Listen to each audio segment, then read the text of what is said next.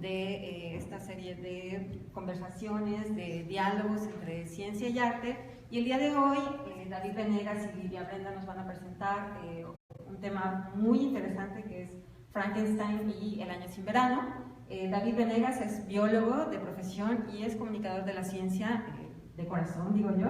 Livia Brenda es editora y también es escritora.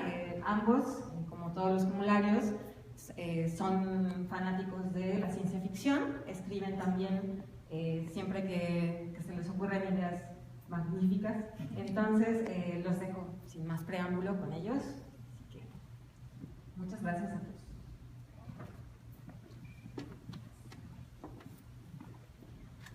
Bueno, ¿qué tal? Buenas tardes.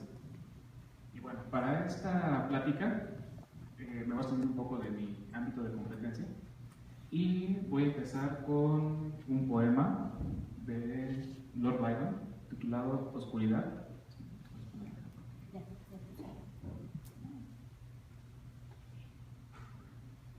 Bueno, si pueden ver, la versión del poema está tanto en inglés como en español, sobre todo por si no entendemos también el inglés, pues la traducción siempre ayuda. Esperemos que la traducción sea más o menos digna.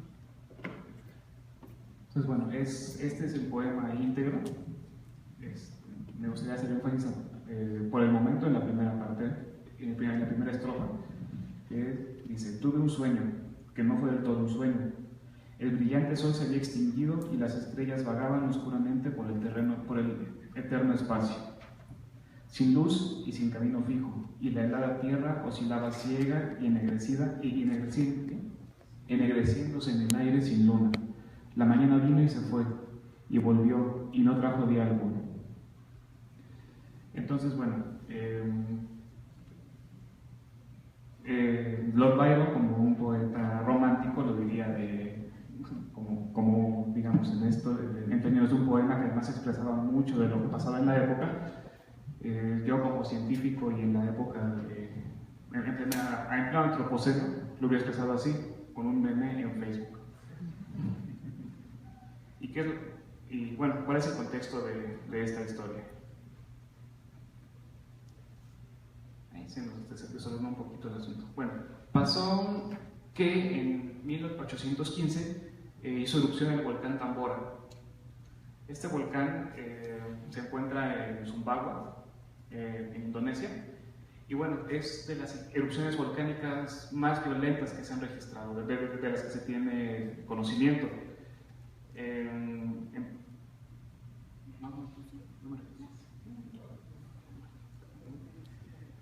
Ok, este volcán entró en actividad el 5 de abril y bueno, estuvo varios días, empezó después a disminuir ya la intensidad de la erupción hacia el 11 y el 17 de abril. Fue tan intenso que las explosiones se escuchaban hasta Sumatra, que son a 2.600 kilómetros de distancia, y el volumen aproximado del material que expulsó fue de 160 kilómetros cúbicos. Entonces, bueno, ahí está la ubicación del volcán. Y bueno, esto de aquí abajo es una vista aérea del cráter. Al momento de hacer erupción este volcán, era el pico más alto del archipiélago de Indonesia. Medía más de 4.000 metros de altitud sobre el nivel del mar. Después de esta explosión, quedó como poco más de 2.000 metros de altitud. O sea, aparte de todo el material que expulsó a través de la chimenea, parte del cono también se vaporizó y fue emitido hacia la atmósfera durante el evento.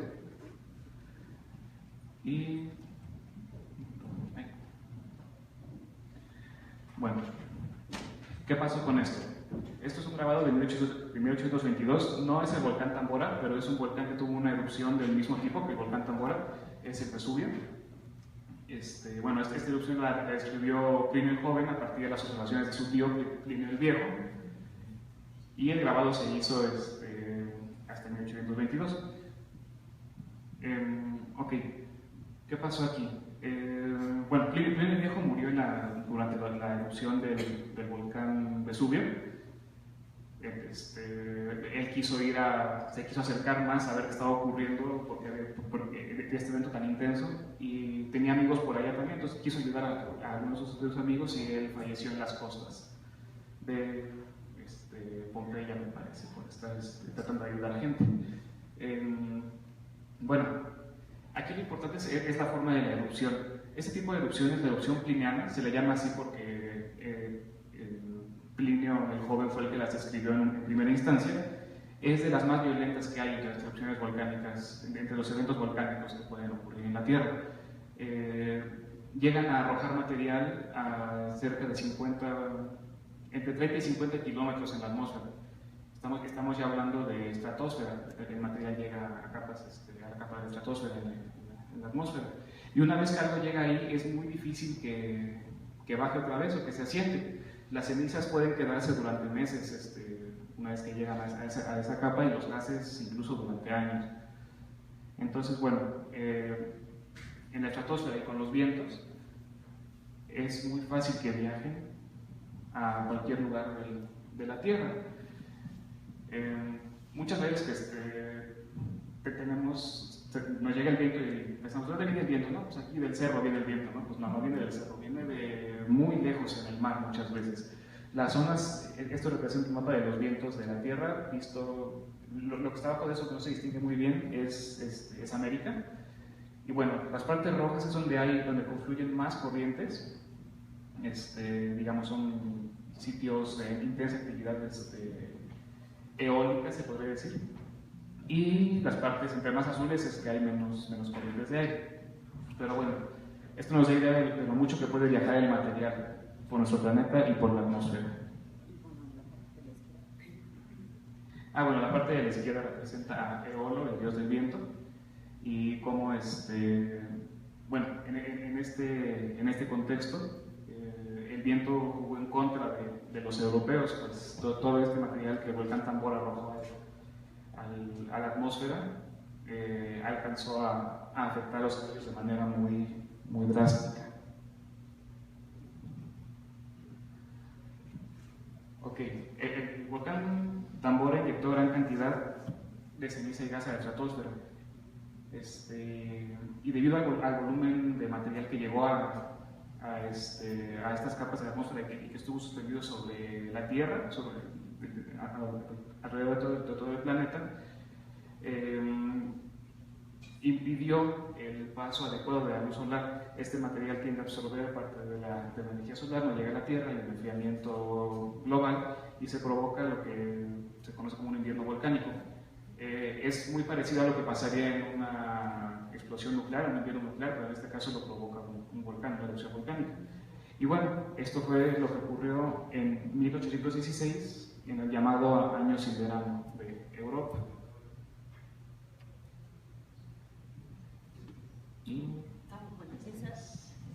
Esa es una pintura que representa la erupción del Vesubio, y bueno, la pintura es de William Turner.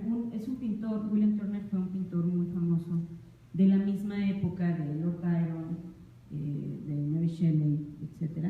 Y en 1816 ya había como hecho un camino como pintor. Esta obra no es concretamente de 1816, pero es la erupción del Vesubio, según un pintor romántico, según William Turner, y nos interesaba ponerla porque más adelante hablaremos un poco del romanticismo para situar el contexto. Entonces, tuvimos primero la otra ilustración que tiene esta parte de mitad, la mitad está lloviendo ceniza y la mitad no, es muy interesante. Y esta que acabamos de ver ahora es otra menos esta. Del lado izquierdo se ve cómo está cayendo ceniza, y del lado derecho se ven unos rayos muy chistosos. Esa imagen obviamente es muy anterior al siglo XIX, y ya la de Turner ya es más contemporánea a la época que ahorita vamos a seguir visitando. Ya que mencionas lo de la ceniza, también es importante hacer una aclaración. Sí cayó mucha ceniza durante a raíz de la erupción del volcán Tambora, pero esa se quedó más cerca, en las inmediaciones del archipiélago de Indonesia. Realmente en Europa no cayó la ceniza, la ceniza ya estaba en la estratosfera, no es que hubiera lluvias de ceniza, era propiamente que hubo un oscurecimiento del... No sabemos qué fue eso. El fantasma de algún poeta romántico.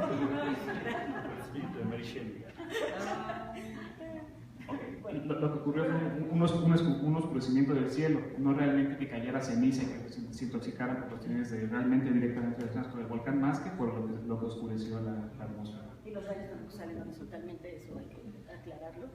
No es una imagen realista, pero no deja de ser una buena representación de un evento que no se atestiguó, ¿no? Sí, claro, en las erupciones volcánicas también hay relámpagos, pero pues bueno, Plinio el Joven, de lo que anotó Plinio el Viejo, describió esta erupción y luego alguien la interpretó en un grabado. Entonces, bueno, por eso ven aquí estos relámpagos de una manera un poco extraña, no como ocurre realmente en las erupciones volcánicas. Pero sí es posible,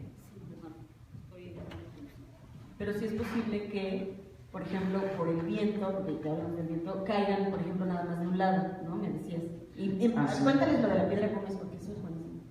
Es que ¿ustedes saben qué es la piedra pómez? O sea, ¿saben de dónde sale la piedra pómez? Que ya ellos no saben. Bueno, lo que comenta Lidia del viento,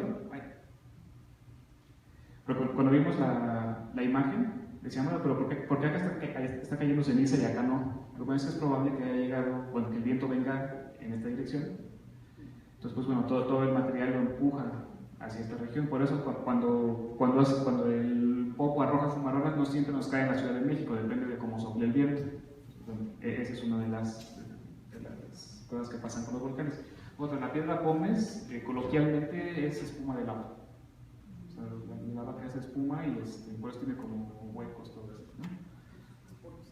Esporos. Es espuma petrificada. De hecho, durante la erupción del volcán Tambora llegaron balsas de piedra pómez hasta miles de kilómetros en el mar, a costas grandes.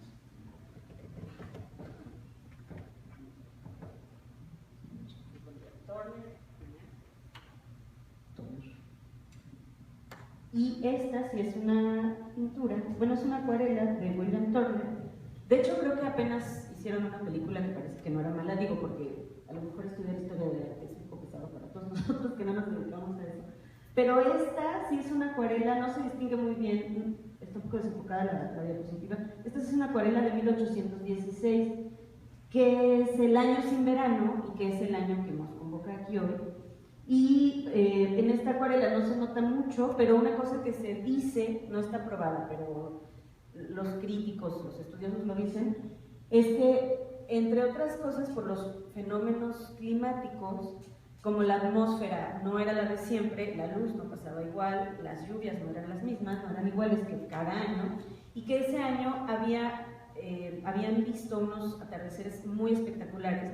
Y uno de los pintores que parece que sí los logró capturar fue precisamente William Turner. Este no es uno de ellos, hay otra pintura muy famosa de él que sí tiene unos tonos naranjas muy intensos, pero bueno, esta es una acuarela de ese año, de 1816, entonces por eso nos interesaba mostrarla. Ahorita vamos a pasar con la abuelita de la bicicleta o la madre de la bicicleta y luego ya vamos a entrar en lo marxista. Es un poco para... Esto de la bicicleta lo incluimos para dar una idea de la magnitud del problema que suscitó en Europa a causa del año sin verano. La bicicleta se inventa en 1817, bueno, esto que se conoce como el velocípedo, por el barón Karl Drais. ¿Y qué estaba ocurriendo en ese entonces? Bueno, saliendo del año sin verano, no hubo cultivos, hizo mucho frío, hubo hambre y empezaban a escasear los caballos, porque pues, si no tiene uno manera de alimentarse a sí mismo, pues menos al caballo, y es más te comes al caballo, ¿no? En dado caso. Entonces, bueno, ya no había caballos, ¿cómo nos movemos?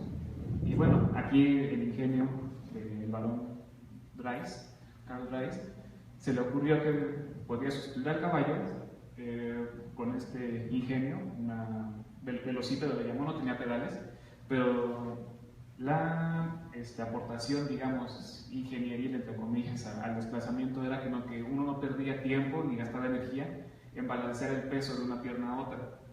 Que si uno lo piensa, buena parte de la energía que ocupamos en caminar hacia baños, pues básicamente era simplemente impulsarse con las piernas mucho más fácil que estar cambiando el peso, ¿no? Una pierna es el mismo movimiento que el de caminar, solamente que auxiliados por esta bicicleta sin pedales, ¿no?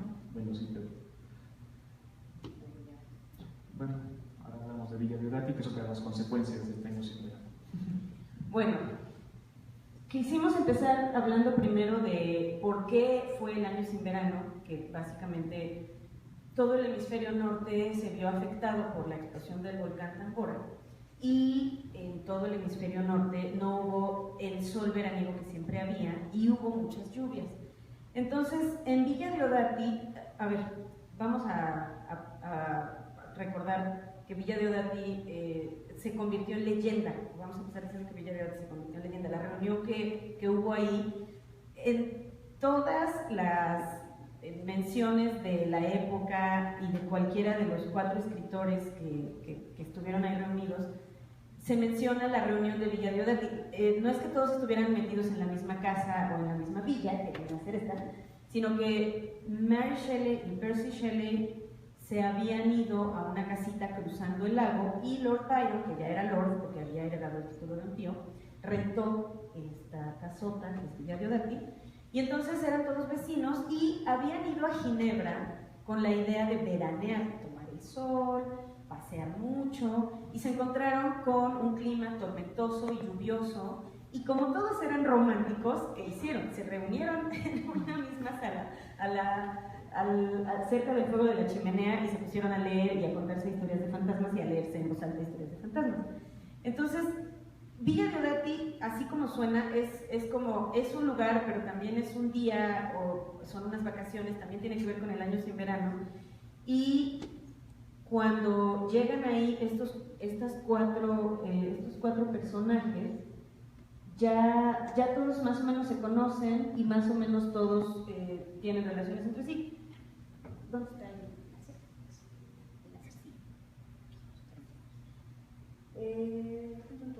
Este de acá es Percy Shelley, es como que uno de los poetas románticos más importantes de ese periodo histórico.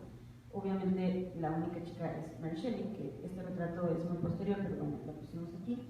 Este es Polidori y este es muy guapo y muy famoso Lord Byron. Lord Byron creo que sigue siendo el poeta romántico más representativo de lengua inglesa, y posiblemente él y Shelley se disputan el título de poeta más importante del romanticismo en lengua inglesa, porque los dos tienen una obra muy importante.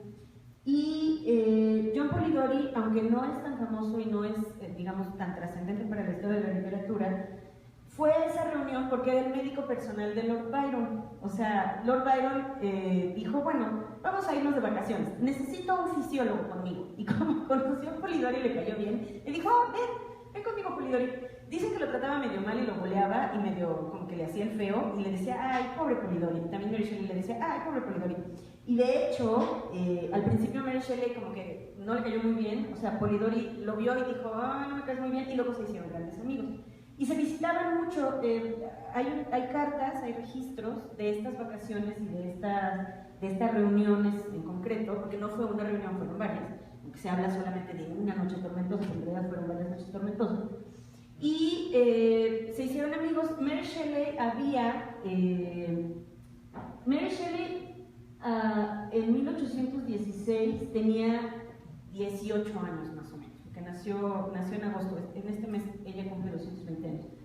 Y Percy Shelley estaba casado, tenía 2 hijos, y ellos en 1814 dicen, nos amamos y vamos a huir del mundo. Y huyeron del mundo, efectivamente. O sea, Mary Shelley, hay que recordar que bueno, ahorita cuento su biografía como más a fondo, pero básicamente todos ellos eran liberales, en el sentido más literal de la palabra, y se habían escapado, y en parte por eso se fueron de vacaciones con Lord Byron, porque no estaban en Londres, no estaban en sus casas, sino que andaban ahí vagando por el mundo, viviendo su amor libremente, o más o menos libremente, porque Percy Shelley seguía como, el amor libre, y Mary Shelley decía, el amor libre sí, pero yo te quiero a ti, y entonces no te vayas. Y poetas románticos, drama.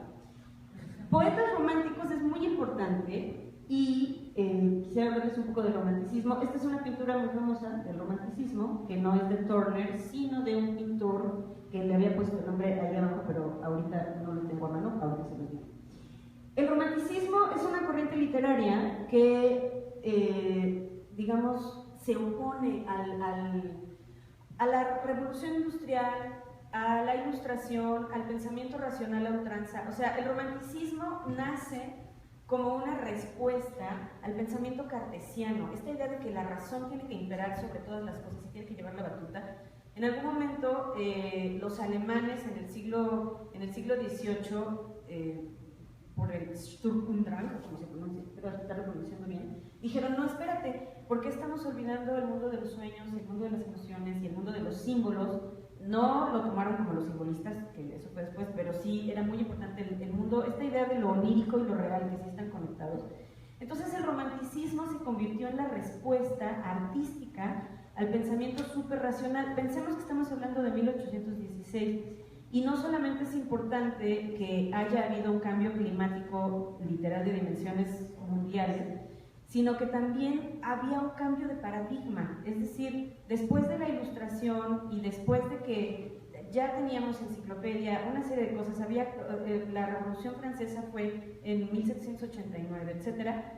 Los románticos, empezando por Alemania, dijeron, paren el carro, necesitamos volver a tener contacto con la naturaleza porque nos estamos mecanizando demasiado.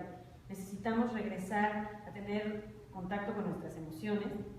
Y entonces empezaron los poetas, empezaron los pintores, empezaron los novelistas, quizá en menor medida, aunque la novela fue después ganando terreno. En el siglo XIX la novela se convirtió como en el gran monstruo que ahora conocemos.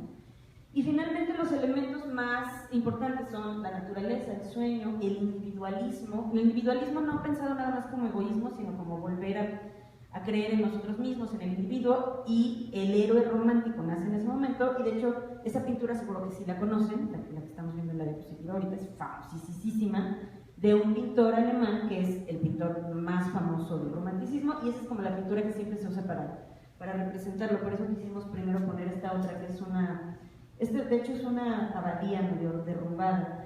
Una cosa que también hacen los románticos es volver a la Edad Media, y bueno, después en Francia, el romanticismo francés, sobre todo Victor Hugo y esta gente, hicieron de eso como su casa, ¿verdad? Y ese es el caldo de cultivo. Aquí tenemos otra vez la pintura de Turner, porque Turner, Shelley, Byron, estamos también hablando de gente como Coleridge. O sea, esta época, si nada más nos pusiéramos a hablar de la importancia de toda la gente que escribió y que creó arte en este momento de la historia, nos pasaríamos aquí toda la semana, porque hubo una gran explosión creativa y mucha gente de manera directa o indirecta retomó muchos elementos del romanticismo. Alguna gente seguramente no había necesariamente leído las obras completas de todos los románticos, pero sí tenían una influencia. Quisiéramos que escucharan una cosa que obviamente van a reconocer, pero que casi nadie ubica dentro del romanticismo, y sin embargo sí. Músicos famosos del romanticismo: Beethoven, Haydn, Chopin y Liszt, por mencionar nada más así como los nombres más famosos y más conocidos. A ver si se puede oír el audio. Ya me dijo.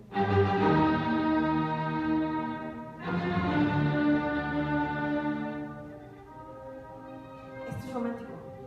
Beethoven estuvo a caballo entre el periodo clásico de la música, porque seguimos llamando música clásica, y no.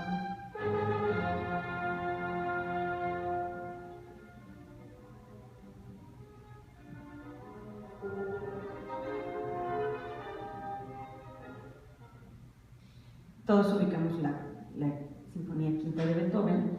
Beethoven, como les decía, fue como un músico que fue precursor y luego fue totalmente romántico. Parece ser que sobre todo la tercera sinfonía y la quinta sinfonía son las que más representan el romanticismo. Y bueno, les hubiera puesto el Claro de Luna, que es todavía más famoso como era romántico, pero quería ubicar la quinta porque creo que siempre es sorprendente como saber que la quinta de Beethoven es romántica. Y si se fijan, o sea, acabamos de ver un cachito apenas, pero la quinta de Beethoven es como una exaltación de los sentidos, y además es una cosa como muy poderosa. El romanticismo era muy así. Sí es importante hacer la nota que ahora la palabra romántico, romanticismo, se asocia con cuestiones que tienen que ver con un romance de pareja. Si uno dice una película romántica, o si uno ve Cinemex película romántica, se imagina que va a ser una historia más o menos rosa, más o menos edulcorada. Esta fue ya como una perversión del término. Originalmente el romanticismo era muy atormentado, ahora sobre todo para ojos modernos, y decía David cuando estábamos trabajando haciendo las diapositivas, y es que todos eran emos, porque sí, todos se deprimían, o sea, todos se deprimían porque decían, es que el mundo está valiendo cacahuate, todo es horrible, hay demasiadas máquinas, llegan las máquinas de vapor y el carbón llena todo de hollín, y pensemos que en Inglaterra, que fue el corazón de la revolución industrial, pues se veía con mucha más fuerza. Entonces es importante situar esto porque finalmente en 1816 el romanticismo está cobrando fuerza. Simultáneamente tenemos todo un año con un clima muy extraño, muy frío. Somos animalitos, mamíferos diurnos como seres humanos, y si no nos da el sol, pues como que sí nos da un poco el bajón. Si se fijan ahora que ha estado lloviendo mucho en el DF las semanas pasadas, todo el mundo decía, tengo frío, no quiero salir de mi casa porque llueve, maldita sea. Hagan de cuenta lo mismo, pero sin internet. Entonces, creo que podemos entender que el ánimo de Villa Deodati, de los reunidos en Villa Deodati, fuera un poco sombrío. Y esto es importante ubicarlo porque después volveré a eso, pero uno siempre como que tiende a pensar, así como piensa que el romanticismo es una película donde una chica se casa con un chico y luego todos son felices, uno piensa que el artista como cliché, que siempre es muy bidimensional, es este ser atormentado, lejano, pensando en sus musas, y no, o sea, son gente a la que le afectan las cosas y a la que le afecta lo que pasa en el mundo. Y una cosa que nos es muy clara justo cuando estamos trabajando para estas diapositivas, es que, por ejemplo, Lord Byron era una persona que tenía muchos contactos con gente que estaba en las universidades, que estaba haciendo experimentos científicos. Entonces era gente que se reunía y hablaba con los filósofos, con los científicos, todos se reunían también alrededor de la chimenea porque hacía frío o porque era de noche o porque lo que fuera, y tomaban láudano, es decir, no estaba tan separada, no estaban tan divorciadas el pensamiento artístico del pensamiento científico, y al contrario, se alimentaban mucho más. Seguramente los artistas se alimentaban más de los científicos, como casi siempre pasa, pero no deja de ser importante notar esto porque después vamos a traer todo esto con Frankenstein. El caldo de cultivo de Frankenstein como que abreva desde las fuentes griegas y hebreas. Frankenstein se llama Frankenstein o el moderno Prometeo. A la izquierda podemos ver una vasija griega muy bonita en donde está sucediendo una cosa horrible. Para los que no están familiarizados con el mito, les voy a contar un resumen muy pues, escueto. Prometeo era un titán y los seres humanos no teníamos fuego, entonces Prometeo dice, ay, estos pobres muchachos, les voy a llevar un poco de fuego. El fuego solo pertenecía a los dioses, entonces Prometeo lo baja, nos lo trae, y Zeus dice, ¡ah! ¿Por qué? ¿Y qué hace Zeus? Pues lo que hace siempre Zeus en estas historias griegas, que es condenar a Prometeo a ser encadenado en una roca. Y como era un titán, no era humano, sino que tenía también proporciones más o menos divinas, propiedades, perdón, más o menos divinas, todos los días un águila viene y le come el hígado. Pero como se regenera, porque es un inmortal, al otro día le vuelve a crecer el hígado y entonces el águila vuelve a bajar y le vuelve a comer. Por fortuna, Hércules va y luego le da un flechazo al águila y lo libera, pero Prometeo estaba condenado por toda la eternidad a sufrir todos los días dolor porque había transgredido la línea que dividía a los dioses de los seres humanos y había bajado un elemento divino a la tierra, a los seres humanos. Entonces, hay que tomar eso en cuenta cuando pensemos en que Frankenstein o el moderno Prometeo se emparenta con pues, este mito. Y un poco el otro mito que yo creo que tiene que ver es el del golem. El golem en la tradición hebrea es una criatura que casi siempre se asocia con que está hecha de arcilla o de barro y a la que se le insufla la vida por medio de una palabra. Los que conozcan a Borges más o menos también estarán familiarizados con esta idea. Es decir, es un ser artificial al que una persona, al que un ser humano, no un ser divino, le puede dar la vida mediante un método alquímico o químico, o en este caso por medio del lenguaje, que sería por un método literalmente mágico. Ese es parte del caldo de cultivo que da origen a Frankenstein. Frankenstein nace, hace un rato hablábamos de Villa Deodati.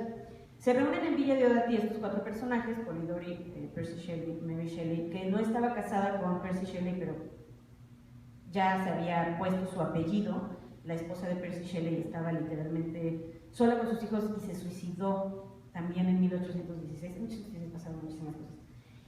Y estaba Lord Byron. Habían estado leyendo, todo parece indicar, un libro alemán de cuentos de fantasmas que estaba traducido al francés. Por ahí se dice que también leían El Quijote, por ahí se dice que leían también, por ejemplo, a Rousseau, en fin, o sea, como que entre la leyenda y la verdad y los registros que sí hay de diarios y de cartas, más o menos se tiene idea de en qué ocupaban su tiempo estas buenas personas. Hay un en la BBC de Londres, que lo saben todo, sobre todo de la historia de la literatura inglesa, hay un video en el que un escritor cuenta que del otro lado del lago había gente con telescopios para espiar el libertinaje de Lord Byron, o sea, el voyerismo a todo lo que daba de la gente decente de la época victoriana. Eso me parece un gran dato. Entonces, bueno, una de estas noches en las que están en Villa de Odati reunidos y están pasando el tiempo, como no habían podido salir mucho y las tormentas eran muy intensas y eran muy escandalosas, o sea, era una cosa muy llamativa. Ahorita les leo lo que dice Mary Shelley de las tormentas. Byron, después de leer estos cuentos de fantasmas, les dice: oigan, ¿por qué no todos hacemos un cuento de fantasmas? Ya que aquí todos somos escritores. Hay que acotar que Polidori no necesariamente era escritor, pero bueno, se juntaba con escritores y acabó escribiendo un cuento muy importante. Y Percy Shelley como que empieza a escribir una cosa que nunca termina y parece que en sí como que nunca cumplió bien a bien este encargo. Lord Byron escribe un fragmento que después se publica. Polidori escribe El vampiro, que es en realidad el primer relato en lengua inglesa de vampiros que hay, y de hecho está pues es el antecedente directo de Drácula, junto con Sheridan Le Fanu. Y Mary Shelley no se le ocurre nada y en una de estas noches también tormentosas sufre una especie como de visión, como de sueño lúcido. Ella había llegado a Villa de Odati con un hijito pequeño, un bebé, pero ya se le había muerto una hija y había tenido también unos sueños, se había deprimido mucho y había tenido unos sueños un poco terroríficos de que su hija estaba muerta, luego querían revivirla, etcétera, etcétera. Y en este sueño como lúcido una de estas noches, ella ve al doctor Frankenstein, ve a este hombre atormentado, arrodillado enfrente como de su criatura, pensando que la criatura se iba a morir y resulta que la criatura más o menos está viva. Y de ahí nace, ese es el germen de Frankenstein. Es una novela, no es un cuento, ella pensaba que iban a ser unas cuantas páginas y resulta que es todo un libro. Y digamos que toda proporción guardada, el nombre de Byron y el nombre de Shelley pasan a la historia, pero sobre todo pasan a la historia cuando más o menos uno se interesa o estudia la literatura, pero el nombre de Mary Shelley es muy conocido y sigue siendo muy conocido y su obra sigue siendo como muy vigente por muchas razones que ahorita veremos. Volveremos a Frankenstein en un momento, pero hay que decir que el papel o la corona de la reina o de la madre de la ciencia ficción la tiene Mary Shelley, aunque a mucha gente le parece que no es un título adecuado, pero aunque el nombre del género literario, science fiction, nace hasta 1926 en Estados Unidos, lo que hace Mary Shelley es seguir más o menos los principios que se plantearon en 1926 en Astounding Stories y en Amazing Stories. Y lo que hace ella es que retoma el mito de Prometeo y conjunta en su novela elementos que tienen que ver con el terror, porque estamos hablando de una criatura que o está muerta o está hecha de distintas piezas de criaturas muertas, podrían ser incluso animales, ni siquiera es como en las películas que solamente junta pedazos de cadáveres de humanos. Entonces ella lo plantea como un relato de terror, tiene elementos de novela gótica, tiene elementos de novela romántica, pero lo que hace es, digamos que a pesar de que tiene elementos de novela romántica, lo que hace es decir, ¿cómo podría de manera racional un ser humano insuflarle vida a una criatura que haga los pedazos que tiene? Y dice, aunque no lo dice directamente en la novela, es evidente que echa mano del galvanismo, que ahorita el galvanismo ya nos parece a lo mejor desconocido o una cosa muy superada, pero tiene que ver por los métodos que más o menos utiliza el doctor, que es el doctor Frankenstein, que es el protagonista de la novela. David, cuéntanos sobre el galvanismo. Sí, bueno, primero esa fecha está mal, no es 71, es 1791, pero dislexia. Entonces, bueno, en 1791, este señor Luigi Galvani, haciendo experimentos con electricidad, se da cuenta de las contracciones que tienen los músculos al hacerles pasar una corriente eléctrica. Entonces, bueno, él cree que encuentra la clave de la vida, ¿no? de lo que hace que los seres vivos se muevan y estén animados. Cree que funcionamos con electricidad. Entonces, él propone la teoría de que el cerebro produce electricidad que viaja por los nervios y produce movimiento en los músculos al descargarse en ellos. Actualmente, sí, pues, él avanzó mucho en el conocimiento del sistema nervioso. Antes se creía que nada más eran conductos por los que corrían desechos o saber qué cosas. Los nervios como tal, los axones de las neuronas, hablando de una célula, digamos que puede ser muy larga, podemos tener el núcleo de la célula en la cabeza y el último extremo en cualquier segmento de la columna vertebral. A lo largo de esa misma célula, sí viajan impulsos eléctricos, pero no es un impulso eléctrico que una descarga en el músculo y te haga brincar. Hay mensajeros químicos, hay otras cosas que ya intervienen, pero sí, el señor Luigi Galvani empezó con esos estudios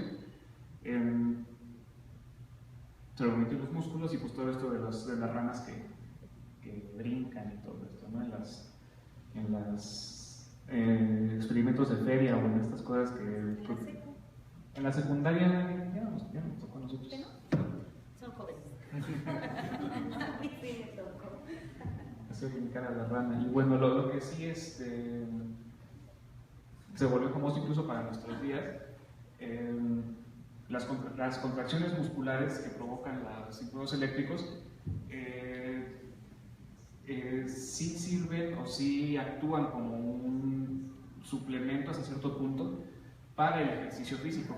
Entonces, bueno, una de las personas famosas que utilizaron este procedimiento fue Bruce Lee. Él, para no tener que dejar de entrenar nunca, según él, mientras no podía estar en el gimnasio o haciendo lagartijas o pegando de brincos, cuando tenía que estar sentado, se ponía electrodos en los músculos para estarse dando toques y todo el tiempo estar ejercitándose, ¿no? Y pues hace unos años todavía estuvieron mucho tiempo vendiendo aparatos que te daban toques en los abdominales, en los músculos abdominales, pero los dejaron de vender porque la gente luego se quedaba dolida con ellos y se tiraba el café encima y se electrocutaba y cosas. Entonces los prohibieron por ese tipo de cosas. Y en sí siempre será mejor la actividad física real que nada más estarse dando descargas eléctricas. Esto es algo de lo que nos quedó de estas personas. Pero bueno, de aquí es bastante rescatable que Mary Shelley y la gente, estos escritores románticos, tenían conocimiento de estos científicos. Si bien fue en 1791, antes del año sin verano, todo esto, imagínense esta idea de que ya se encontró el funcionamiento de la vida a través de la electricidad en la época romántica. O sea, debe haber sido así algo muy, muy importante para esta persona, algo que tuvieron mucho en la cabeza los artistas. Otra cosa que nos preguntábamos, si estaban bien informados ellos, en momentos que si sabían que lo que estaba pasando del año sin verano era a causa de la erupción del volcán. Digamos, ya para ese entonces las noticias viajaban relativamente más fácil. No hay un documento, no encontramos un documento donde dijera que sí, efectivamente ellos sabían que había hecho erupción el volcán, pero el poema de Darkness, de oscuridad, de Lord Byron, pues describe muy fehacientemente lo que nosotros creemos que es una erupción volcánica como tal. Entonces creemos que sí, ellos sabían, estaban enterados de lo que estaba pasando en el mundo y sabían cómo algo que ocurre a tanta distancia les puede afectar a ellos, ¿no? Entonces, sí, para hacer arte, para hacer literatura, ellos estaban metidos en toda la gama de manifestaciones culturales de la época, ¿no? incluidas las ciencias. Y bueno, justo en este año sin verano, ahorita ya quisiera pasar a hablar concretamente de Mary Shelley. Mary Shelley es hija de Mary Wollstonecraft. De hecho, el nombre de nacimiento de Mary Shelley es Mary Wollstonecraft Godwin, porque su madre fue Mary Wollstonecraft, que es una mujer que para su tiempo era de verdad de avanzada, y escribe La Vindicación de los Derechos de la Mujer en el siglo XVIII. Y su padre, William Godwin, era básicamente precursor del anarquismo, o por lo menos así lo ponen, era abiertamente ateo, es decir, era casi un hereje, y era un librepensador, le diríamos ahora, muy importante para su momento. De hecho, Percy Shelley va a visitar a William Godwin y por eso conoce a Mary Shelley. Percy Shelley tenía 25 y Mary Shelley tenía... No, Percy Shelley tenía como 20 y Mary Shelley tenía como 15 cuando se conocen.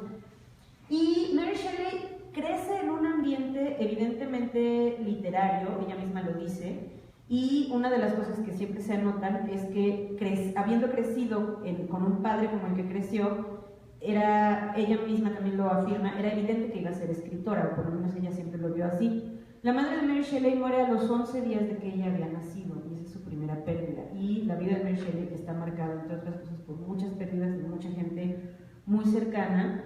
Ella tenía ciertas tendencias a la depresión, también me hubiera deprimido si se me hubieran muerto y suicidado todas las personas a mi alrededor, la verdad. Pero, ¿por qué es importante mencionar esto? Por lo menos, ¿por qué me importa a mí mencionarlo? Porque Mary Shelley, se le dispute o no el título de antecesora de la ciencia ficción, es una escritora que en algún momento fue vista con cierto menosprecio, porque decían que su novela como que no acababa de encajar en ningún lado, y a los historiógrafos y a los señores con corbata que quieren meterlo todo en cajones les interesa que todo tenga una etiqueta muy clara, pero es evidente que era muy difícil que ella tuviera una etiqueta muy clara. Número uno, creció sin una madre, el padre se vuelve a casar y no se llevaba ella bien con su madrastra. Tenía una media hermana que había sido la hija de Mary Wollstonecraft, de una pareja anterior. William Godwin escribe, después de que Mary Wollstonecraft muere, su viudo escribe unas memorias en las que cuenta cómo Mary Wollstonecraft había escrito la Vindicación de los Derechos de la Mujer y cómo vivían ellos, y fue un libro tan escandaloso que se los comieron vivos, o sea, los cocieron como con celos, cocieron como en agua de pues. No los cocieron con celos, con la llaguna. Entonces, Mary crece en un ambiente como muy hostil para ella, en cierto modo, porque no se llevaba bien con la madrastra y el padre era muy distante. De hecho, hay análisis que dicen que el personaje del Dr. Victor Frankenstein está muy basado en William Godwin. Un hombre frío, distante, más o menos quejoso, más o menos una de esas personas que uno dice, qué padre leer, pero no te quiero de mi amigo, no te quiero así como en mis fiestas.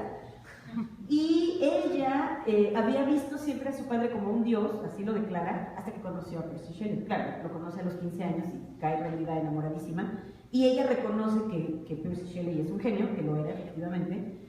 Pero ¿cuál es la cosa con Percy Shelley? Está casado, tiene 2 hijos, se va con ella, se le acusa medio de incesto, medio tenía amoríos con la otra media hermana de Mary Shelley, que era hija de su padre y de la nueva esposa del padre. Y cuando se van Mary Shelley y Percy Shelley y se van de Londres, se llevan a Clara, a la media hermana. No entiendo por qué, nadie dice por qué, nada más dice que se la llevaron. Y la media hermana, esto de veras parece así como para sentarse en un café y contarlo, como de chisme. La media hermana como que hacía mal tercio con Percy y con Mary, y evidentemente ellos dos eran pareja, aunque estaban a favor de amor libre. Y entonces dice, bueno, no, yo me voy a conseguir mi propio poeta. Así lo pone una de las biógrafas de Mary Shelley. Bueno, she won a poet of her own. Y entonces la media hermana dice, Byron, eres guapo, hola, ven.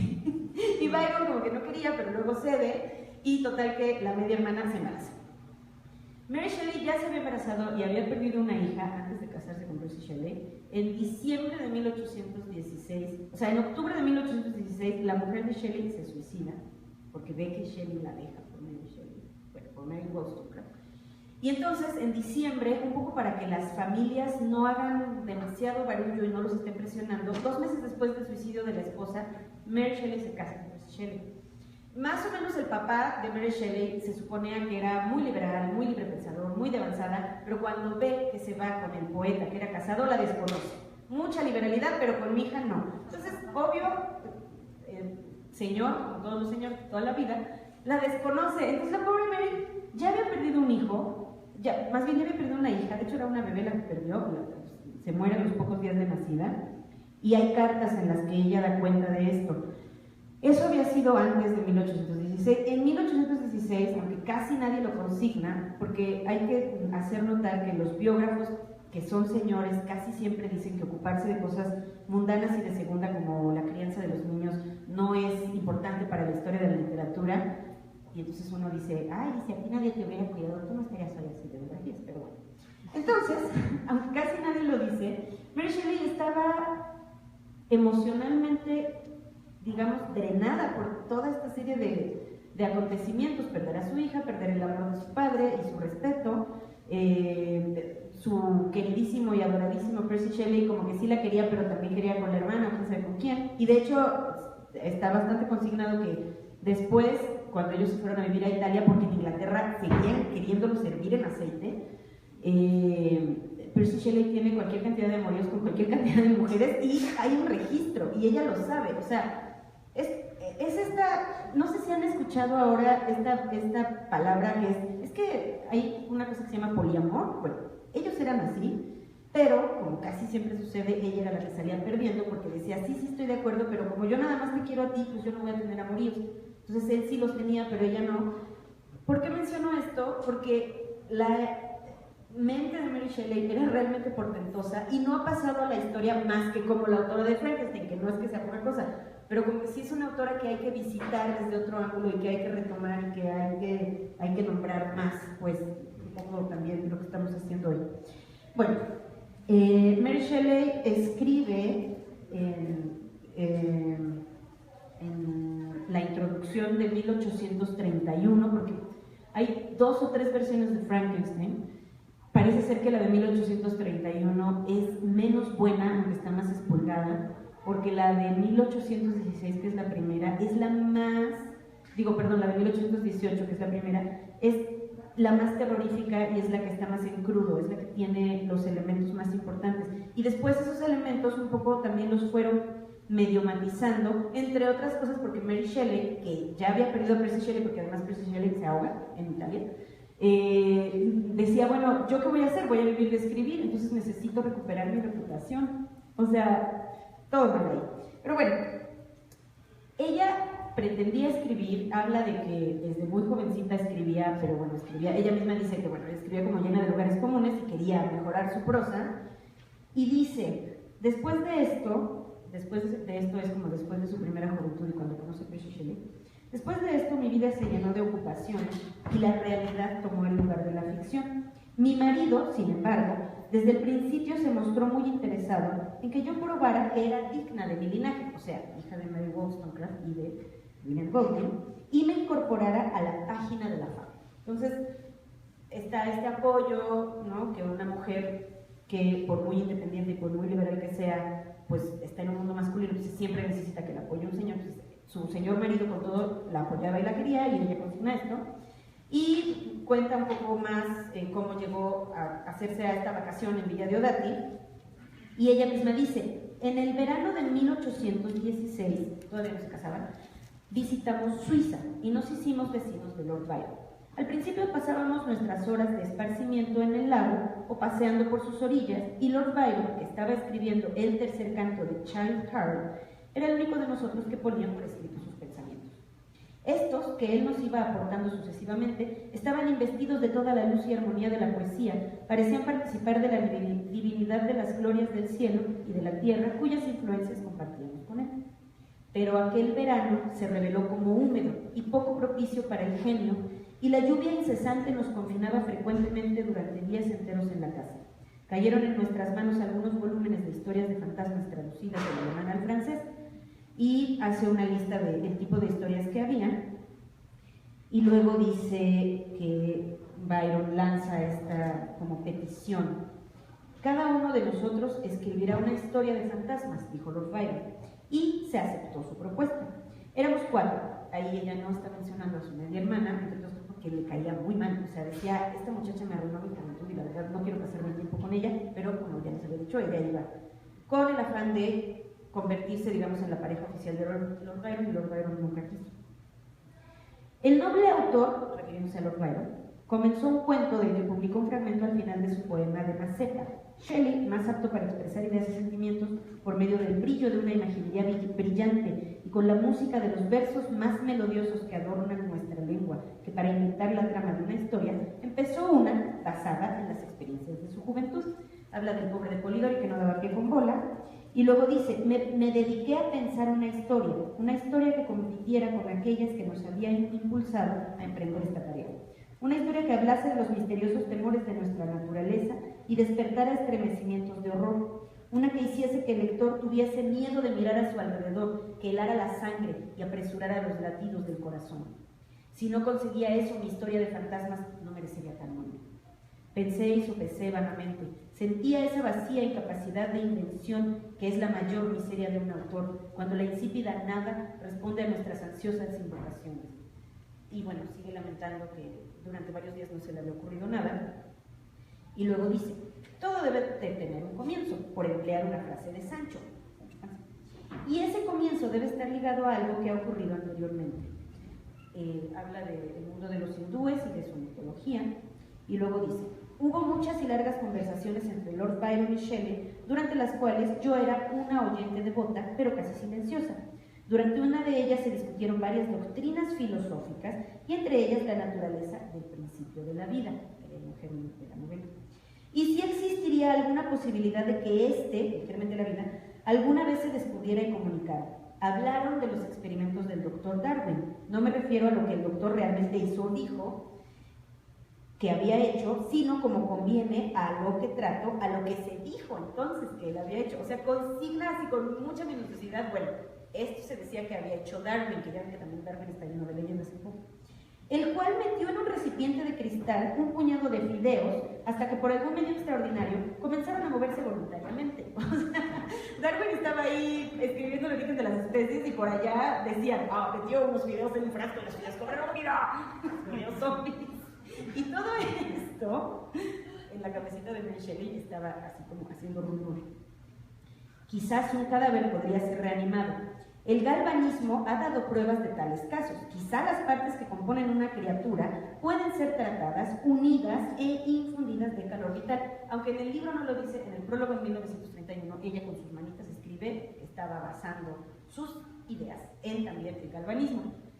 ¿Por qué recalco todo esto? Porque ese es un procedimiento de escritura de ciencia ficción.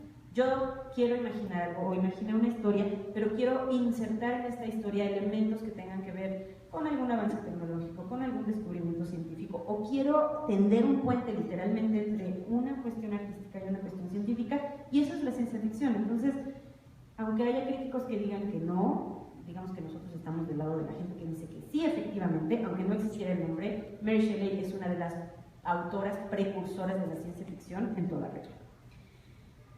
Bueno, anocheció mientras se hablaba e incluso ya había pasado la hora bruja antes de que nos retirásemos a descansar. Cuando puse la cabeza en la almohada no dormí, tampoco podría decirse que estaba pensando. Mi imaginación desatada me guiaba y poseía, dotando a las sucesivas imágenes que surgieran en mi mente de una viveza que sobrepasaba con mucho los normales límites del ensueño. Vi con los ojos cerrados, pero con aguda visión mental, al pálido estudiante de artes sacrílegas de rodillas junto a la cosa que había ensamblado. Vi al horrible fantasma de un hombre tendido y luego, por efecto de cierta poderosa máquina, mostraba señales de vida y se estremecía con su torpe movimiento semivital. Debía ser espantoso.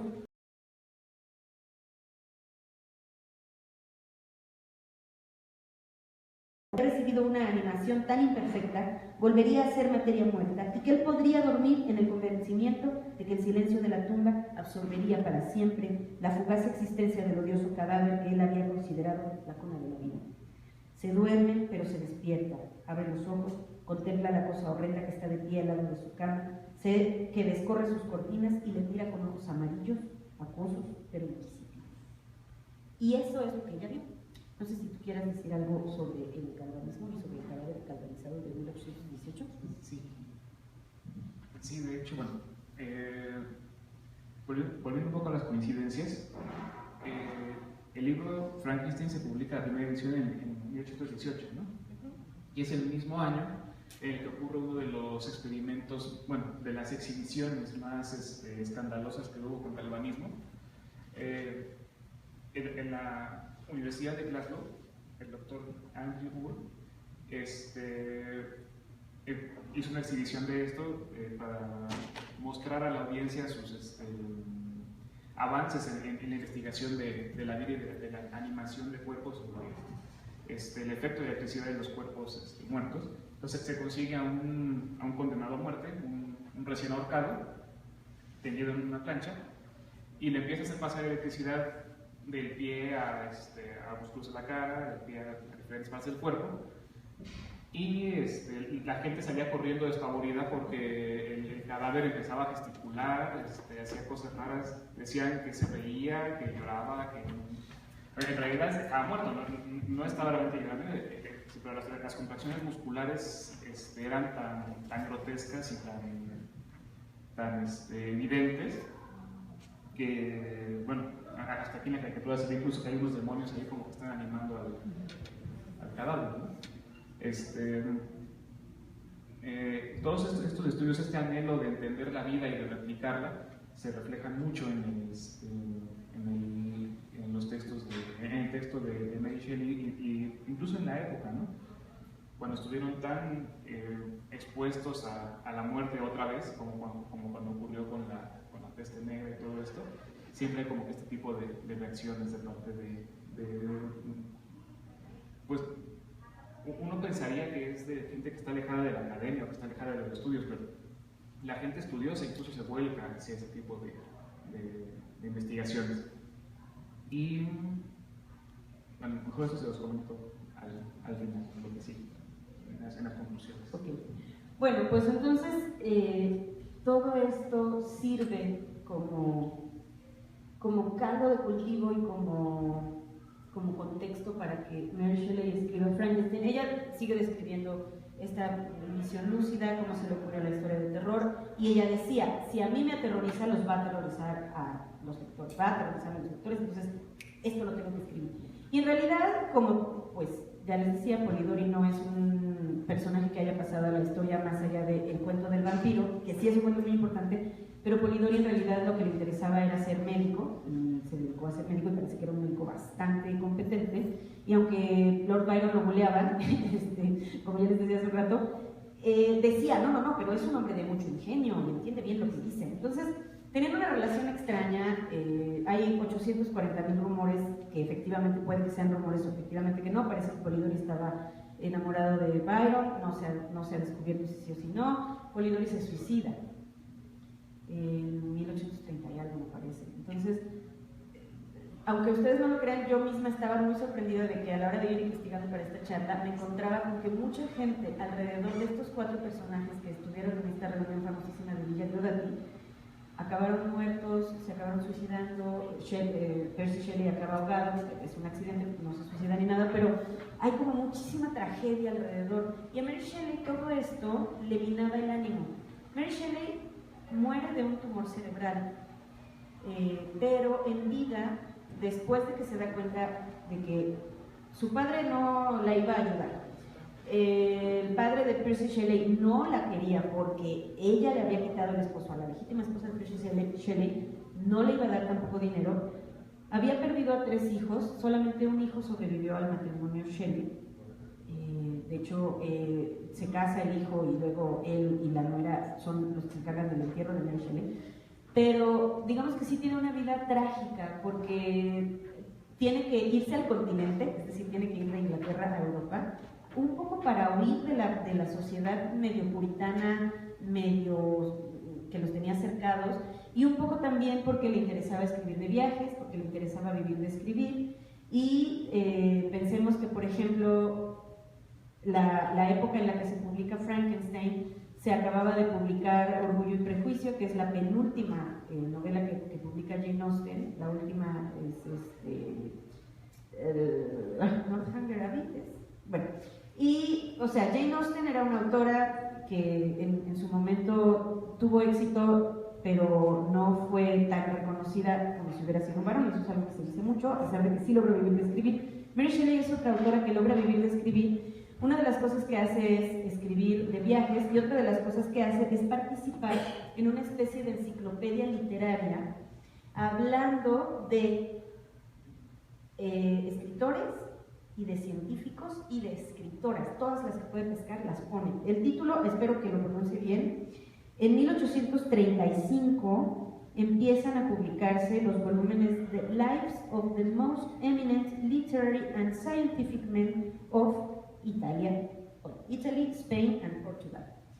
Son 3 o 5 volúmenes, no lo recuerdo, y ella escribe varias de estas biografías, y cada vez que encuentra una escritora, la mete, o cada vez que encuentra una científica. Es decir, era una mujer, y bueno, a lo largo de toda su vida estuvo, se le relacionó de manera más chismosa o menos chismosa con mujeres, por ejemplo, que querían tener una pareja mujer, pero que evidentemente no se los iban a permitir. Entonces, las mujeres cambiaban de nombre, cambiaban de identidad, Mary Shelley les ayudaba, se cambiaban el nombre en el pasaporte. Es decir, hoy en día Mary Shelley sería una activista pro LGBT. Ya sé que lo que estoy diciendo es como muy reduccionista, pero la verdad es que lo podemos ver así.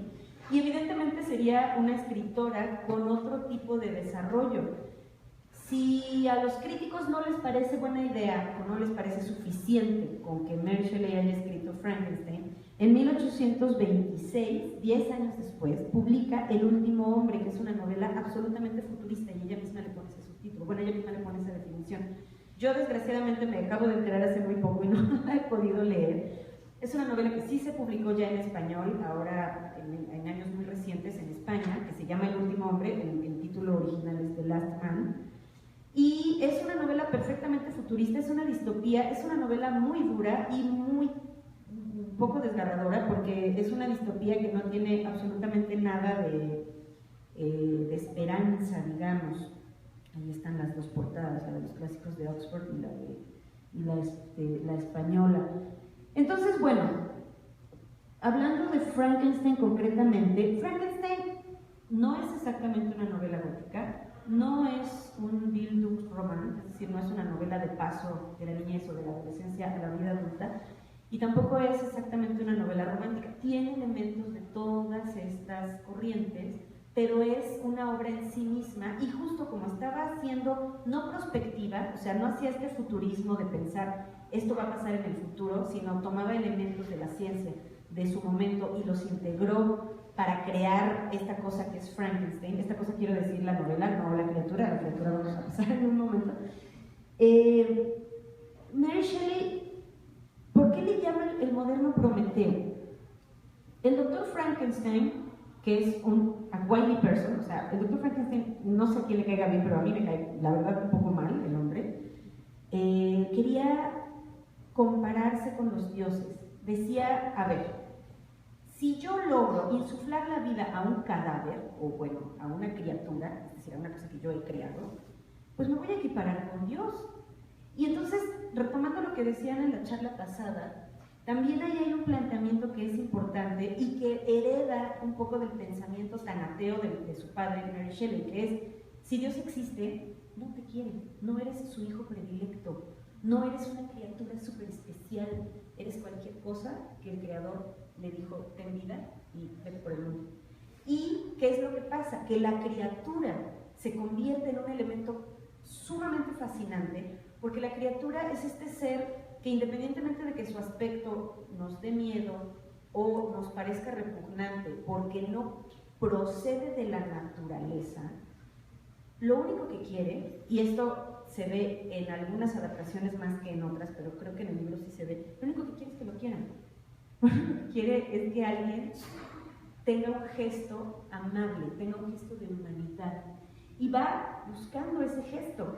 Y como no entiende los parámetros de la sociedad que lo rodea, comete bastantes estropicios, pero creo que Mary Shelley no hace que su criatura sea un personaje con maldad, sino un personaje sin maldad y sin bondad, en una época que finalmente estaba mucho más inclinada a decir esto es malo y esto es bueno. No por nada se dice que en el siglo XIX los personajes eran maniqueos. blanco o negro, no había medias tintas. Y lo que hace Mary Shelley con esta criatura, que ni siquiera llega a tener nombre, todo el mundo dice que Frankenstein es la criatura, pero Frankenstein no es la criatura, Frankenstein es el doctor, la criatura no tiene nombre, ni siquiera merece un nombre, ni siquiera es como el golem que tiene un poco de magia, no tiene nada. Entonces, la criatura se convierte en un personaje profundamente triste y profundamente solitario. Y si ustedes vieron la película de Boris Karloff, la blanco y negro, que es muy famosa, antes de que la Hammer hiciera sus fuegos artificiales, en realidad el monstruo cuando echa a la niña al agua, es porque la niña echó margaritas al agua y flotaban. ¿Y qué es lo que hace la criatura? Dice, tú eres como una margarita, eres bonita, te voy a echar al agua y vas a flotar. Claro, él no sabe. Entonces puede ser visto como, este acto de maldad, y por eso el pueblo, linchamiento y antorchas, o puede ser visto como un acto de infinita inocencia, es decir, no tiene ninguna de las trabas que ya tiene la sociedad, o ninguno de los parámetros que ya tiene la sociedad, y en ese sentido la criatura siempre ha sido un personaje perfectamente incomprendido. Hay muchas cosas que todavía resuenan de esa obra. Es el moderno Prometeo, pero bueno, Prometeo sí quería hacer el bien a la humanidad y el doctor Víctor Frankenstein lo único que quería era la gloria personal. ¿Y qué es lo que pasa? La novela tiene un final, no sé si ya la leyeron, si no habrán visto alguna, por lo menos alguna, les apuesto que por lo menos han visto 5, pero alguna de las adaptaciones ya la vieron. ¿Qué es lo que pasa al final de la novela? Conforme avanza el libro, la criatura, por medios no legales, es decir, no lo sientan y le enseñan, sino que él espía y aprende a hablar, y aprende a leer, y aprende más o menos algunos de los cánones humanos, y quiere, confronta a su creador, va con el doctor y le dice, ¿qué hiciste? ¿Qué soy yo y por qué me desprecias? Y el doctor Frank dice, oh, soy un genio, insuflé la vida, oh, se mueve, oh, habla. Y el otro es como de, ajá, pero si te das cuenta que soy un ser y que también tengo voluntad. Entonces, este personaje que es profundamente triste se enfrenta a su creador, que es su padre, San Freud ayudaros, y el creador básicamente lo desprecia y además le tiene terror. En el libro se dice que la cosa mide más de 2 metros y que está hecho, les digo, quién sabe si de pedazos nada más de personas, también como de animales. No se dice nunca que haya practicado el galvanismo, pero sí se habla más o menos de una pila. David me decía, y tiene razón, a lo mejor más bien como una cosa alquímica por ahí. Sí, de hecho, ni siquiera se menciona tal cual que vaya al cementerio y tome partes. Se habla de procesos oscuros y de procesos prohibidos, pero más allá de eso no describe realmente qué es lo que ocurrió ahí. Supongo que porque era algo realmente indestructible, ¿no? En ese entonces, algo muy... Pues dentro de esta idea mística que quiso mantener Shelley, yo creo, ¿no? En la narrativa, no revelando algo tan burdo como fue el corto cadáver. Claro, y también tiene que ver aguas porque hay 2 versiones. La de 1818 es tan como más burda y tiene mucho más evidente el horror, y la de 1831, que es la que después se tomó como la buena porque ya estaba más editada, está como más matizada. Entonces también eso es interesante, digo, necesita uno ser muy clavado, pero habría que revisar las 2 versiones, o primero la de 1818 y ver qué tanto ha traspasado esa alquimia original. Entonces, bueno, el punto es que el doctor Frankenstein quiere huir de su creación, quiere destruirla, no sabe qué hacer, pero pensemos una cosa, la criatura fue, digamos, le dieron vida por medios artificiales, pero no sabemos si puede morir, nunca se dice, y no sabemos si el hecho de que haya sido revivido o traído a la vida por medios artificiales lo convierte en un ser inmortal, eso nunca se dice. Y el último enfrentamiento entre Frankenstein y la criatura, entre el doctor y la criatura, digamos que el doctor se libra, pero luego acaba muriendo.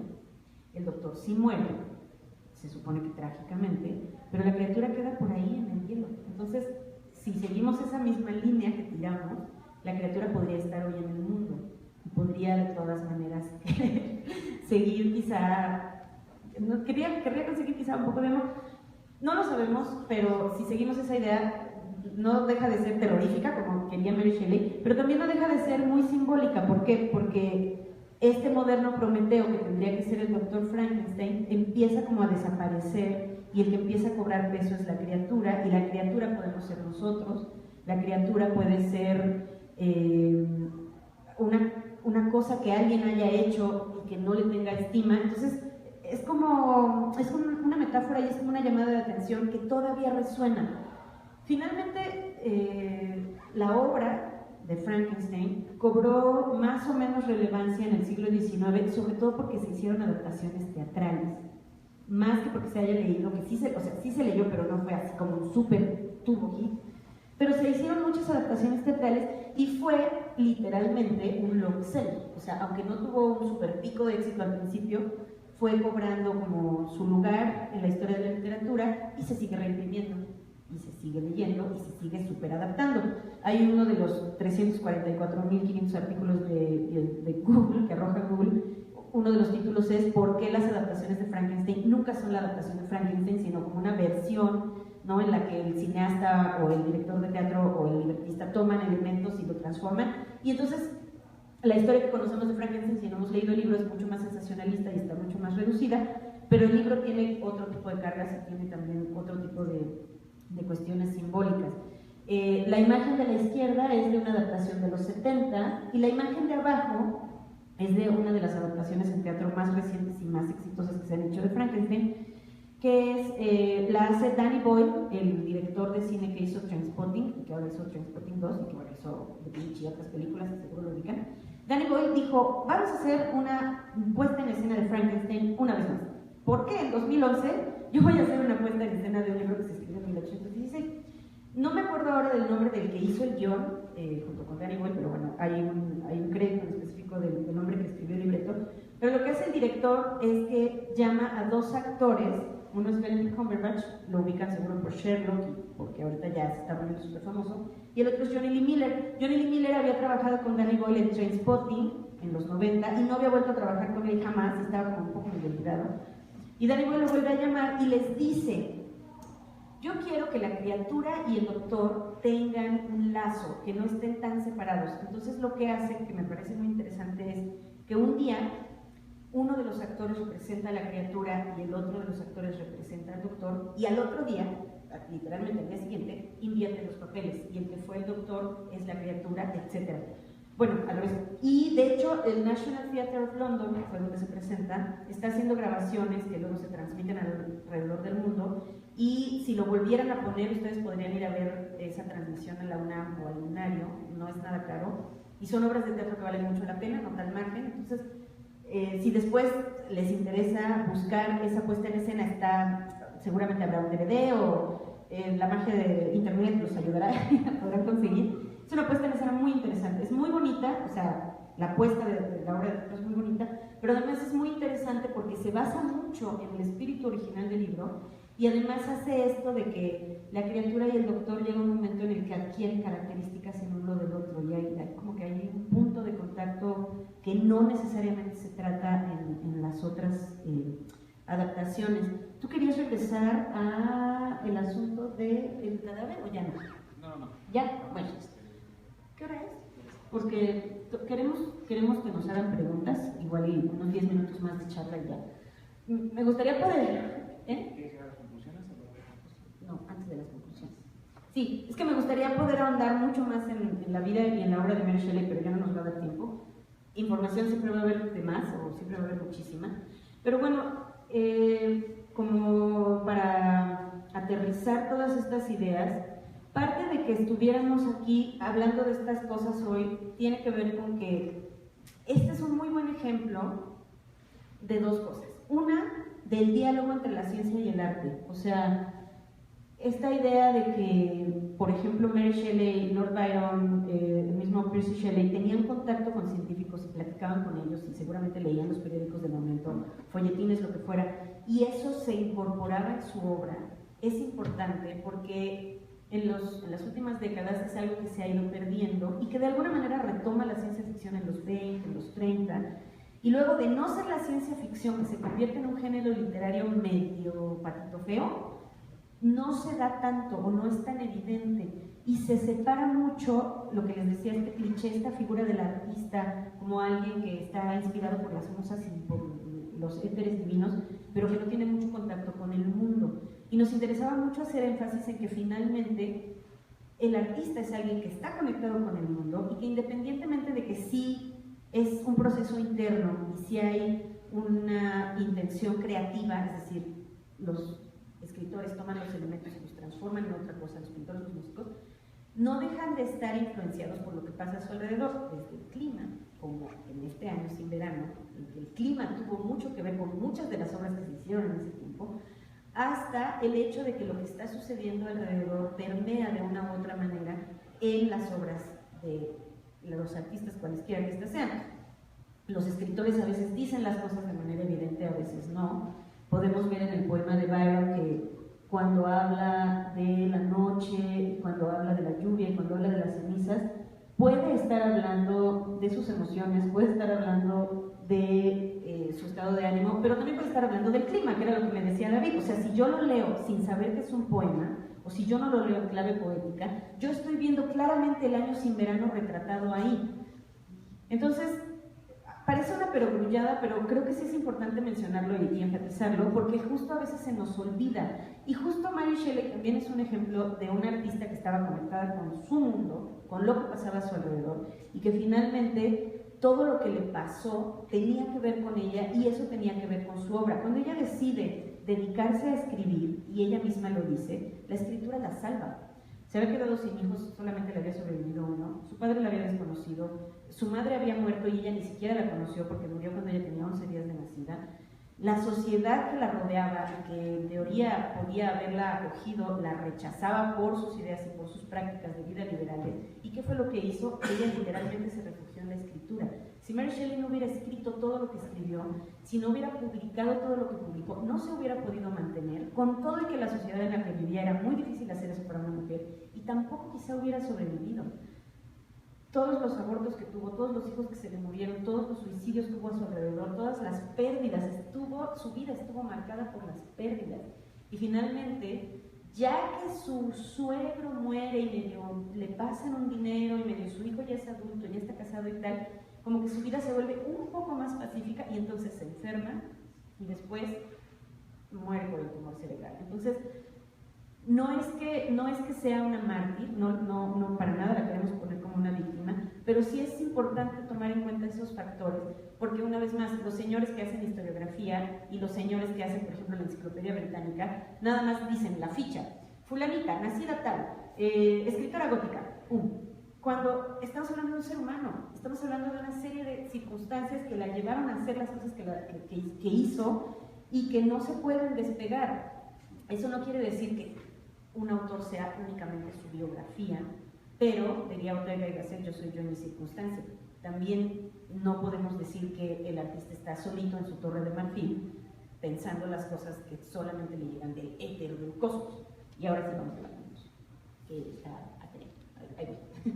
La conclusión, que está hasta el último, y que dice así. La última, que además es un chorizo de texto y no tiene ninguna ilustración. Bueno, volviendo antes de la conclusión, volviendo a las adaptaciones de Frankenstein, aquí está Boris Karloff, que es uno de los Frankenstein más famosos. Aquí está una de las últimas, que es bastante mala, que se supone que está desde el punto de vista de rigor, que es Daniel Radcliffe. El Dr. Frankenstein es James McAvoy. Los dos son excelentes actores públicos. Esta Mary Shelley Frankenstein es otra adaptación más o menos famosa, esta la de Kenneth Branagh. Esta es también una famosa. En algún momento, por ahí de la década de los 30, la Hammer empezó a hacer muchas adaptaciones, hizo una mezcla ahí muy chistosa entre Drácula, la momia, el hombre lobo, la criatura del pantano, Frankenstein. Entonces había una serie de monstruos que ahora los vemos como con mucha ternura, pero que en su momento fueron revisitaciones de estas figuras muy divertidas. Y esta es una escena de una serie de televisión que a nadie le gusta, que se llamó Penny Dreadful, que la verdad es que era un Penny Dreadful, o sea, era un pastiche, era una serie de elementos de cultura popular decimonónica mezclados ahí y ahí medio enmantecados.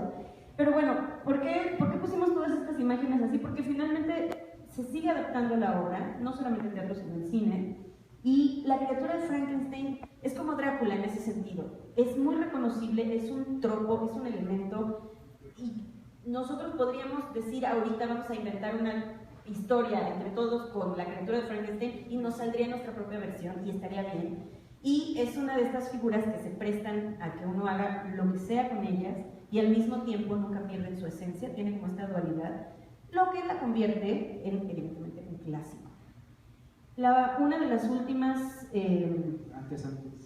Pero Penny Dreadful, la comentamos, aunque a casi nadie le gustó como tal como serie. Sí, eso. Sí, hay versiones muy malas de algunas de las historias clásicas, pero dentro de, digamos, todo este collage, la versión de Frankenstein es en esencia de las más apegadas a la novela de Mary Shelley. La criatura y su relación con el doctor es como de lo que es de las adaptaciones que mejor reflejan esta interacción entre uno y otro, aunque hay elementos que evidentemente no existen en la novela, que esté ahí metido vampiros y cosas rarísimas.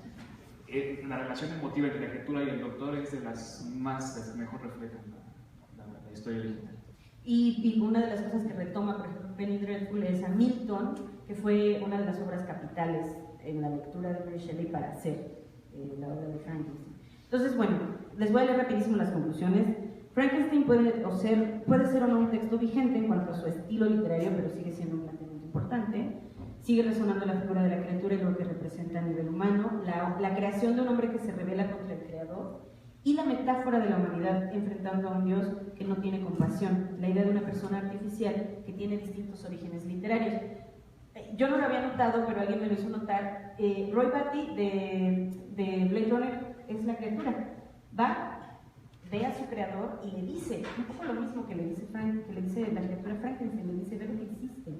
Y bueno, en el caso de Roy Batty, si no han visto Blade Runner no les voy a decir qué pasa, pero es como una de estas últimas representaciones en el sentido posmoderno, porque es un androide, es decir, es un ser artificialmente creado, y su creador acaba asustándose, acaba sintiendo miedo de esa creación, porque medio se le va de las manos y medio demuestra más empatía y más humanidad que el ser humano que se supone original. Y ahí hay metidas muchísimas cosas, o sea, ahí está cruzada la cuestión del ateísmo y la pregunta de si hay un Dios que creó o no, y si nos puso o no un alma, qué nos hace humanos, qué nos diferencia de los animales o en este caso de las máquinas, por qué nos interesa tanto simular la vida. Ahorita que está como el tema de la inteligencia artificial tan en boga, una de las preguntas que conviene hacernos y que no deja de estar emparentada con la novela de Mary Shelley, con Frankenstein, es ¿por qué nos interesa tanto emular la vida que nosotros tenemos,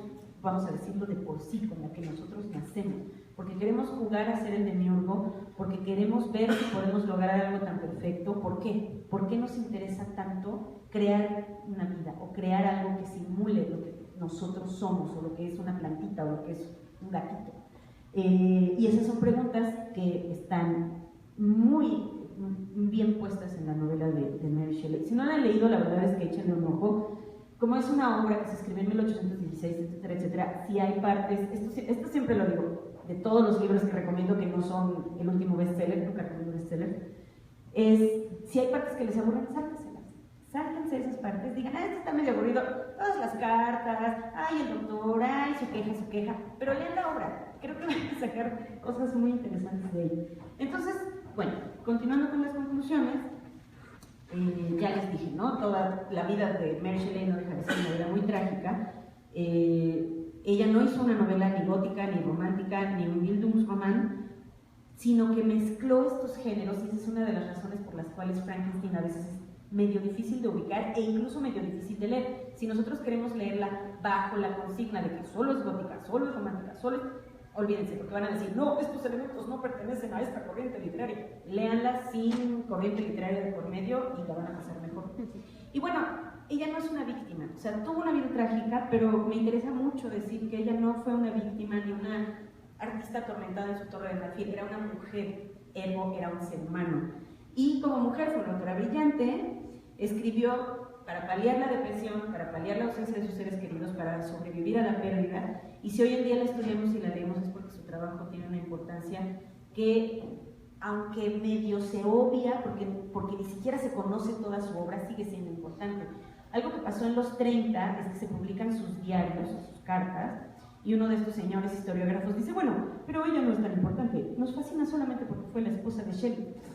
Claro que no, o sea, entre más, se los juro, ahora que estoy investigando, entre más me enteraba decía, ¿por qué no me puedo poner a leer toda la obra de Mary Shelley? O sea, me urge leer The Last Man ya, ahorita, no voy a ir a leer. Bueno, muchas gracias. También, como agregar las conclusiones, aprovechando ahorita, creo que estamos terminando con la primera parte de las pláticas, que son las exploraciones de persona hacia adentro. Vamos a empezar ya con el resto del programa, que son exploraciones de la persona hacia afuera. Entonces me gustaría hacer una acotación. Muchas veces uno no sabe cómo decir ciertas cosas hasta que lo lee en algún texto que alguien más escribió y ahora entiendo lo que siento, ¿no? Entonces, bueno, les quiero recomendar este libro, se llama Libro de Ciencias, de editorial 451, tal cual. Es un libro particular, tiene fragmentos, a pesar de que se llama Libro de Ciencias, tiene fragmentos de Moby Dick, tiene fragmentos de cuentos de Lovecraft, tiene fragmentos de cuentos de Edgar Allan Poe. Entonces, bueno, la idea es abordar las diferentes ciencias, todo el abanico de las ciencias, de las ciencias duras, entre comillas, y un poco ciencias sociales, desde el punto de vista de la literatura. ¿Y cuál es el objetivo? Hablando de pastiches y hablando de collage. La introducción se cuestiona: ¿por qué dos disciplinas culturales tan alejadas, a años luz de distancia, hoy en día se podría decir, tratan de contestar las mismas preguntas? Hace rato comentabas que quién se alimenta de quién, si la ciencia del arte o el arte de la ciencia. Yo no creo que haya una que domine a la otra, es todo parte del mismo contexto cultural. Aquí lo menciona muy bien en el libro. La ciencia es el ámbito de la cultura que quiere describir al mundo y no admite excepciones. Plantea teorías, plantea modelos, y en esos modelos no puede haber ninguna excepción, sin embargo las encuentra. Entonces, bueno, por eso la ciencia no está terminada, sigue tratando de dar cuenta de esas excepciones. Sin embargo, la literatura trata los mismos temas, el arte en general se podría decir, trata muchas veces los mismos temas, pero ese sí es el campo de las excepciones, del qué tal si, del qué pasaría si esto. Ahí no tenemos el what if, y toda esta parte es realmente humana. Mientras la ciencia critica al arte por no ser subjetivo, por no hacer caso a un conocimiento real, porque hay emociones de por medio o impresiones subjetivas como tal, el arte da cuenta el arte y la literatura da cuenta de estas excepciones y nos recuerda el ámbito humano y que el científico sigue siendo humano a pesar de ser científico y que está metido en un entorno cultural que lo influencia y lo dirige en lo que busca a fin de cuentas y en los métodos que sigue para lograrlos. Y bueno, a lo largo de la historia hemos tenido, así como artistas de todo tipo, hemos tenido científicos de todo tipo, desde los humanistas, desde los idealistas, desde los del fin justifica los medios, por todas partes, ¿no? Entonces, bueno, es un poco como acotar terminar con estas exploraciones al interior de la persona, para ya en la siguiente empezar con las exploraciones hacia afuera y hacia nuestros universos externos. Y también, bueno, siguiendo con esta idea que decías, es algo que hemos platicado mucho en el cúmulo de Tesla. Para hacer ciencia, tanto como para hacer arte, se necesita imaginación. O sea, los números no les llegan a los científicos como